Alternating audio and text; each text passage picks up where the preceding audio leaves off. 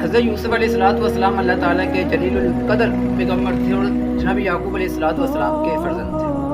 آپ بچپن ہی سے انتہائی خوبصورت اور سیرت کے اعلیٰ مقام پر فائز تھے۔ ایک دن آپ نے خواب دیکھا کہ 11 ستارے، سورج، چاند آپ کو سجدہ کر رہے ہیں۔ جب آپ نے یہ خواب اپنے والد کو سنایا تو انہوں نے فرمایا کہ اللہ تعالیٰ آپ کو نبوت سے نوازے دے گا، لیکن ساتھ ہی ہدایت کی کہ یہ خواب اپنے بھائیوں کو نہ بتانا۔ حضرت یوسف علیہ السلام سے ان کے والد کی شدید محبت کی وجہ سے ان کے ستویلے بھائی حسد کا شکار ہو۔ انہوں نے حضرت یوسف علیہ السلام کو راستے سے ہٹانے کا منصوبہ بنایا اور والد سے سیر و تفریح کی اجازت لے کر انہیں اپنے ساتھ جنگل لے گئے۔ وہاں انہوں نے حضرت یوسف علیہ السلام کو ایک بھیڑ بکریاں چرانے والے صحرا کی تاریخ کنویں میں پھینک دیا اور والد کے پاس جا کر جھوٹا رونا رویا کہ انہیں بھیڑیا کھا گیا۔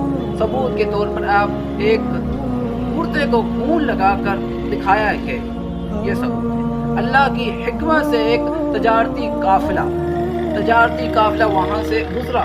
انہوں نے پانی نکالنے کے لیے کنویں میں ڈول ڈالا۔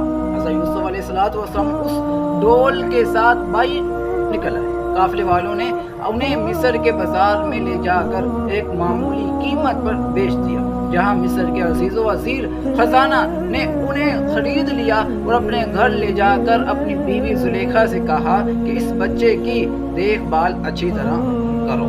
جب حضرت یوسف علیہ السلام جوان ہوئے تو اللہ نے انہیں حکمت اور عام سے نوازا۔ زلیخا ان کے حسن پر فریفتہ ہو گئی۔ اس کے بعد اس نے یوسف علیہ السلام کو گناہ کی طرف راغب کرنے کی کوشش کی، مگر حضرت یوسف علیہ السلام نے اللہ کے خوف سے صاف انکار کر دیا۔ زلیخا نے الٹا حضرت یوسف علیہ السلام پر تہمت الزام لگایا، جس کی نتیجے میں انتہائی کئی سال کے لیے جیل ہو گئی۔ حضرت یوسف علیہ السلام کئی سال جیل بھیج دیا گیا۔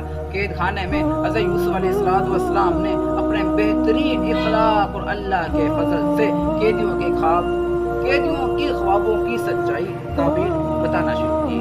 چند سال کے بعد مصر کے بادشاہ نے ایک خواب دیکھا کہ 7 موٹی گائیں اور 7 دبلی گائیں جنہیں 7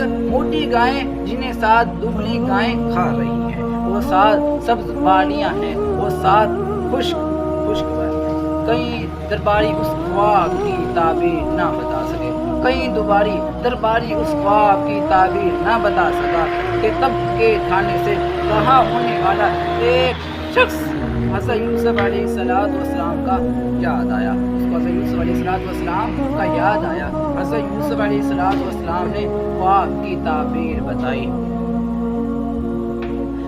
تعبیر بتائی کہ 7 سال کثرت سے پیداوار ہوگی اور اس کے بعد 7 سال سخت کے پڑے گا۔ اس کے لیے 7 سالوں کی پیداوار کو محفوظ کرنا ہوگا۔ بادشاہ نے اس تعبیر سے انتہائی متاثر ہوا اور اس نے تمام تحقیقات کے بعد حضرت یوسف علیہ السلام کی بے گناہی ثابت ہونے پر انہیں قید سے رہا کر کے مصر کا وزیر خزانہ اور خزائن کا مختار بنا دیا۔ جب قید کا دور آیا تو کنعان سے حضرت یوسف علیہ السلام کے بھائی بھی غلہ حاصل کرنے کے لیے مصر آئے۔ تو حضرت یوسف علیہ السلام نے اپنے بھائیوں کو پہچان لیا، لیکن بھائیوں نے انہیں نہ پہچانا۔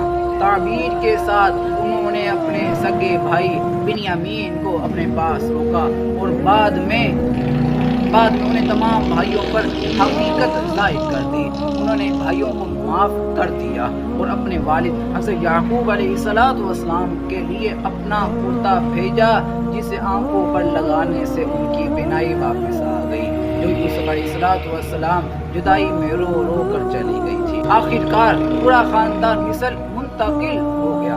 حضرت یوسف علیہ السلام نے اپنے والدین اور بھائیوں کو عزت کے ساتھ اپنے پاس بٹھایا، جہاں سب نے ان کے سامنے احترام کا سجدہ کیا۔ اسی ہی طرح حضرت یوسف علیہ السلام کا بچپن کا خواب پورا ہوا اور صبر و تقویٰ کی فتح ہوئی۔